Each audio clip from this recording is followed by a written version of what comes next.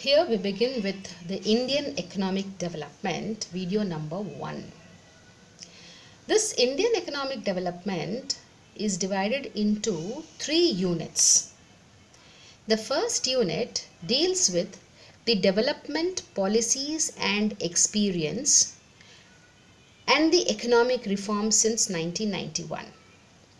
So policies and experiences from 1947, that is when we earned our independence, till 1990, and then the economics thereafter since 1991. The Unit 2 deals with the current challenges facing the Indian economy, like poverty, infrastructure development, employment, and all other things. And then the third unit deals with the development experiences of India and a comparison with its neighbors like China and Pakistan. So those are the 3 units that we will be dealing with under the Indian economic development. The first unit, development policies and experiences and the economic reforms since 1991, is again divided into 3 parts. The first part deals with the Indian economy on the eve of independence.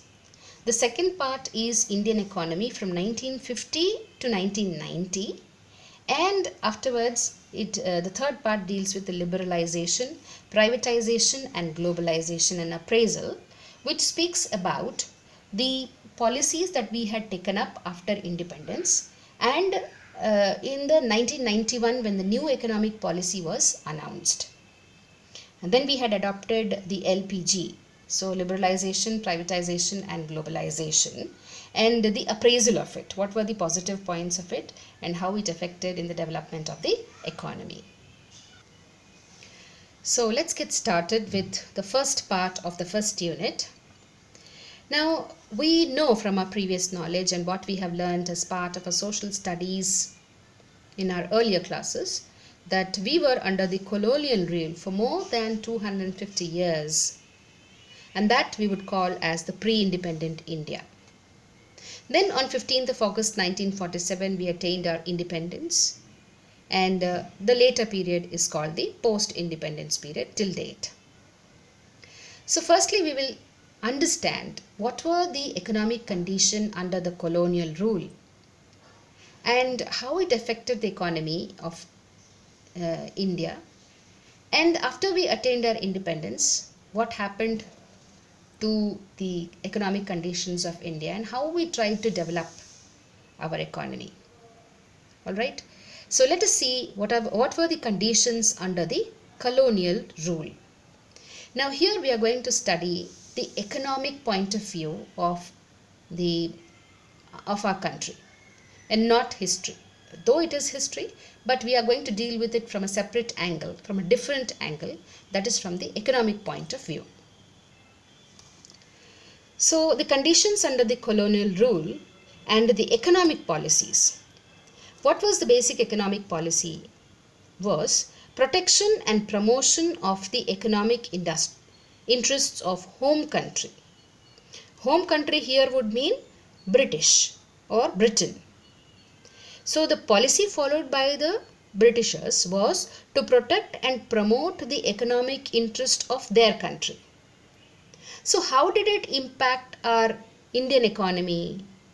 So Indian economy became the supplier, or India became the supplier of raw materials and a consumer of finished goods from Britain. See, this comes from the Industrial Revolution. Industrial Revolution started in Europe, and most of the European countries which were strong enough, they started to find their markets in poorer countries like Asia and Africa. But here we are going to learn from the Indian point of view what happened to Indian economy. So wherever the Britishers went and colonized, they made those countries their markets to sell their cheaper products. So here India also became a consumer of finished goods from Britain, and it became the supplier of raw materials. So raw materials were exported from here to Britain and finished goods were imported from Britain into India, and that India became one of the markets of the Britain. Now, this gave rise to a GDP which was less than 2% per year. So, after learning macroeconomics, we understand what is GDP. So, here the GDP was less than 2% per year, and the per capita real GDP was about only 0.5% per year. So, imagine what happened to the gross domestic product of the country, and the economic condition became very, very poor. And 85% of the population was in villages. Most of the Indian population lived in villages then, and directly or indirectly depended on agriculture. Since agriculture was our main occupation, 85% of the population that was in villages depended on agriculture. It not only affected the agricultural sector, it affected various other sectors also, because the most important one is the agricultural sector, and the agricultural sector provides raw materials to the industrial sector, and that is how the industrial sector would develop. So let's first understand what the agricultural sector was during the colonial period. We find that because most of the population lived in villages, that is 85% of the population lived in villages, our country is mostly agrarian. Even today, we find most of the employment in the agricultural sector only. So during that time, the productivity was very low, it was stagnant, and it deteriorated. What is more important over here is, being an agrarian country, the productivity was stagnant. That is why it is marked with a star. It was stagnant, and this is the most important question for your Indian economic development from here. The agricultural sector and the stagnation of it, and how it deteriorated. So let's understand what were the causes for low productivity, stagnation, and deterioration of the agriculture sector. The first and foremost cause is the Zamidari system of revenue settlement.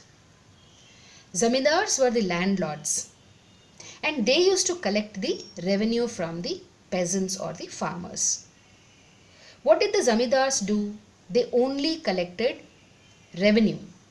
They did nothing to improve the condition of the agriculture.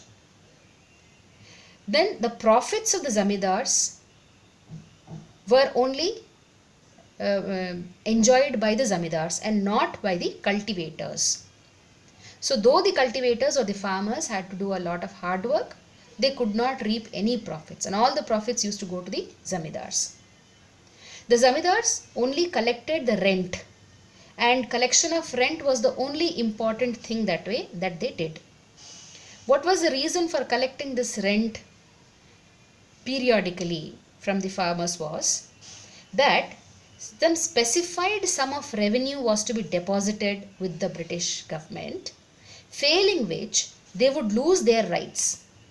No Zamidar was ready to lose his or her right, and so they used to, without fail, collect rent from the peasants. Whatever be the condition of the farmers, whether they were in a position to pay or not pay, they used to collect by force. So collection of rent or revenue was the only purpose of these Zamidars. Then the second important thing is lack of irrigation facilities and low levels of technology. Irrigation facilities, we depended on ponds, lakes and wells. So the irrigation facilities were not available, and low levels of technology. We only followed the outdated, the primitive kind of technology to grow crops. And there was no or negligible use of fertilizers. They did not use any fertilizers during that time. And this gave rise to dismal level of productivity. Obviously, when you don't look into the fertility of the soil, the productivity goes down. However, cash crops improved. This was done because the Britishers wanted raw materials for their industries. So, commercialization of crops started. These cash crops are commercial crops. So, only commercialization of crops was taken into consideration because that added to the raw materials for the British industries. And that was the main purpose of the Britishers, to collect raw material from India and to sell their finished products in the Indian market. The third point is lack of resources. When can you have resources? When you have enough investment. So there was no investment or very low investment, and terracing, flood control, drainage and desalination of soil was not taken care of. A good farming means that there is, proper drainage system and the soil is desalinated. That means it is in proper pH levels so that crop grows better. So none of these was taken care of. So the resources were also very, very poor. So the three important causes for low productivity or stagnation and deterioration of agricultural sector are the Zamidari system, the lack of irrigation facilities and the low levels of technology, and lack of resources. Let's now look into the industrial sector in our next video.